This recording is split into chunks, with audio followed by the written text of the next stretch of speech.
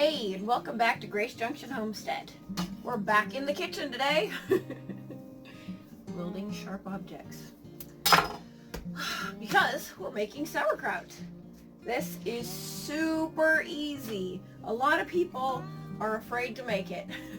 I don't know why. I don't know if they are afraid of the bacterial growth that goes on in the process, or if they think it's this big complicated thing. It's not at all. It is literally 2 ingredients and it's just super easy. Aside from the hard labor that goes into cutting it. Alright, first thing you're going to need, clean hands. Very clean hands. Clean work surfaces. Clean everything. You're going to need a 1-gallon jar for this recipe. 3, I don't know, medium-sized heads of lettuce. A large bowl for mixing your stuff. I'm going to need, let's see here, and let's see here, this is a 1/4 cup of salt. It has been a really long day, guys. Bear with me here. Okay, so first thing we're gonna do, and there's a couple other things we'll need, but you know, we'll get to that in a minute. Alright, so first thing we're gonna do, cut it in half. Kind of just right down the middle. It's the easiest way to do it. Now, I do this by shredding with a knife. Some people prefer to do it with a grater, and that's awesome. It makes like for a really fine textured sauerkraut. For me, this takes less time. It's easier for me to do. It's far less effort, and you see I'm just shaving it, just barely shaving it, and it makes just real stringy cabbage. That's how I like it. Some people like it different, and that's okay. As far as, all right, now that we've made a big mess, but have a big bowl of cabbage, we're ready to move on to the next step. So here's where that 1/4 cup of salt comes in, and it doesn't matter what kind of salt it is, just whatever. This is just table salt. Right, so you sprinkle a little bit on top, not all of it yet. And then we just kind of start working it into the cabbage. And while I do that, let's take a second to talk about how awesome sauerkraut is for you. You know, I better not quote statistics for you because 1, I'm not a doctor, 2, I'm not a nutritionist, and maybe I'm not entirely right, but I can tell you how absolutely awesome the benefits, the probiotic benefits of sauerkraut are for your body, and the experience that my family has had. They may or may not like me to talk about this, but we have some yeast issues in our family. We have 3 girls, and one of them especially has had some athlete's foot issues. And you know, in summer it kind of rears its head all around. But so any kind, it really applies to any kind of yeast issues that you could have, whether it's a yeast infection, jock itch, athlete's foot. There are various, you know, kind of skin rashes that you can get from yeast. You know, there's all the yeast overgrowth symptoms. If you Google Candida, you can read all the nasty things that it will do to your body. And this fights it. You know, we were doing kombucha for a while, and my guts really didn't like it. And I found out that it is because kombucha grows not only the amazing bacteria that you'll find in here, but also it's a happy home for yeast. So we were dealing with some overgrowth issues worse than we would have otherwise. So we kind of just fed a problem that was already there. So we're off of that now. And I'll tell you, in probably a week after we started eating sauerkraut daily, and this is homemade sauerkraut, not the canned stuff or the jarred stuff that you get that's been processed and cooked and been through the ringer. Home fermented with all that awesome goodness that has not been killed. And we're just going to continue adding until we run out of salt. But okay, so within like a week, we started seeing everything clear up. All the nasty symptoms. Rashes were going away. Everything. Just, it was awesome. It was totally awesome. Also, for those of you who know, and well, for those who don't, I had salmonella poisoning this winter, and it did a number on my guts. Okay, so as we're squishing, we're kind of squeezing and pressing down, the salt is going to extract the water from this and make a brine, so we're just really helping that out. Okay, so back to what I was saying. Salmonella poisoning. Okay, so that was 1 week of horrible symptoms, and that cleared up, except things even a month later were not quite right in the bathroom. You know? But within a few days of eating sauerkraut on a daily basis, that started clearing up. Everything just solided up, and all the gas and the other symptoms that I was having that were left over from that cleared up. And that was amazing.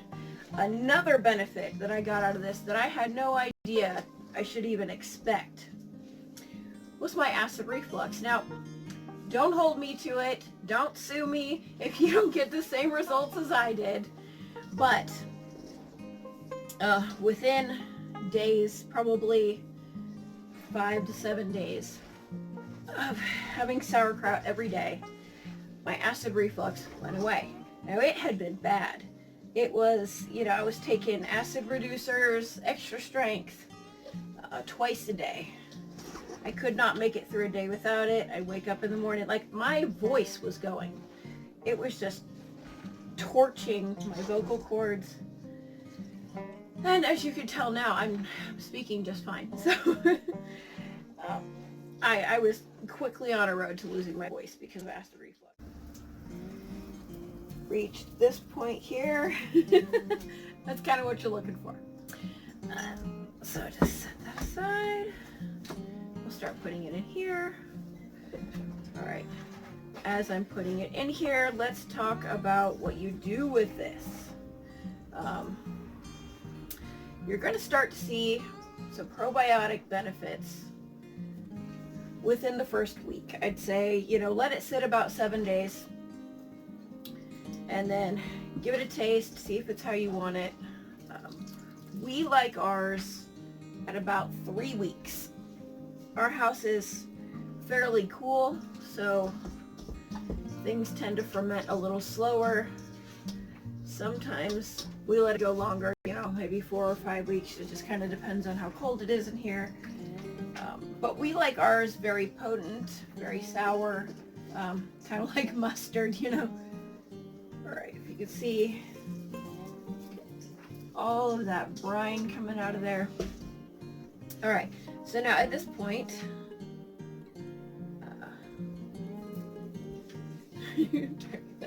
all right, see if we want to bake a fist and just push it down.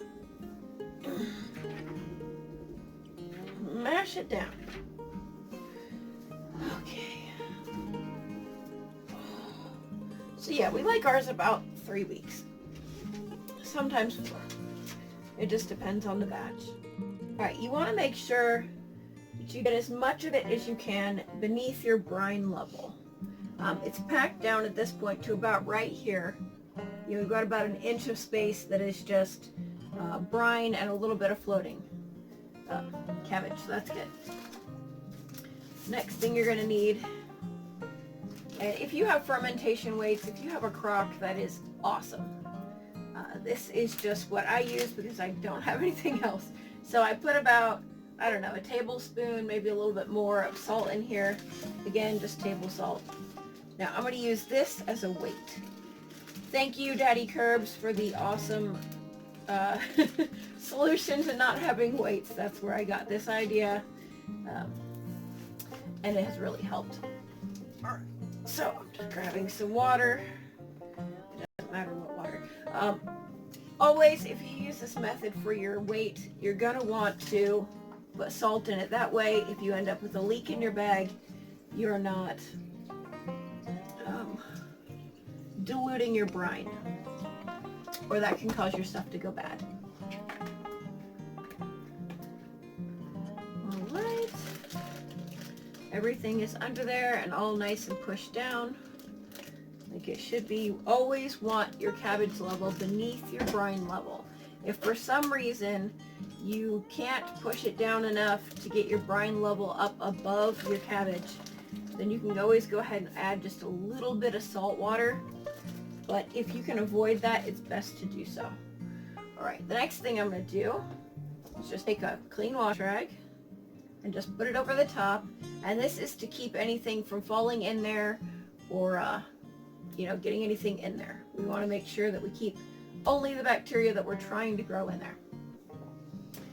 Next, now because yeasts and things, which will get in here if you let them, they'll grow in here if you let them, thrive in the sunlight, and because the good beneficial bacteria grow well in the dark, we want this to be kind of dark. Now you can use a dark colored jar or fermentation jug or whatever, but for this purpose, and I do have another vessel that I use, but I'm just trying to show you that anybody can do it with a jar. Anyway, we want it to be in the dark, so you just take a hand towel, wrap it around. There we go. Once you've reached your desired sourness or fermentation level, or however you want to call it, you'll just put it in the fridge. And that'll slow the growth of the bacteria. You want to put this anywhere hot. So if you have a wood stove, not close to that. But you do want to put it somewhere that can breathe, which is somewhere that's not too hot. And preferably not in direct sunlight, because, you're still running the risk of having issues or of your vessel getting too hot or too warm. You want it a little bit cool. Bacteria. So I hope I haven't bored you too much with my babbling tonight, and this works out well for you. If you have any recipes that you like to use your sauerkraut for, or ways that you like to eat it, let us know in the comments. If you have any questions about anything that I did tonight that I might have skipped over by accident or anything else, let me know. Otherwise, give us a thumbs up if you liked it, thumbs down if you didn't, share it if you think it might be of use to somebody else. And if you're not subscribed, go ahead and do that, and make sure that you hit that notification bell so you can get an update next time we upload something. Anyway, enjoy your sauerkraut, and while you're waiting on it, have a blessed day.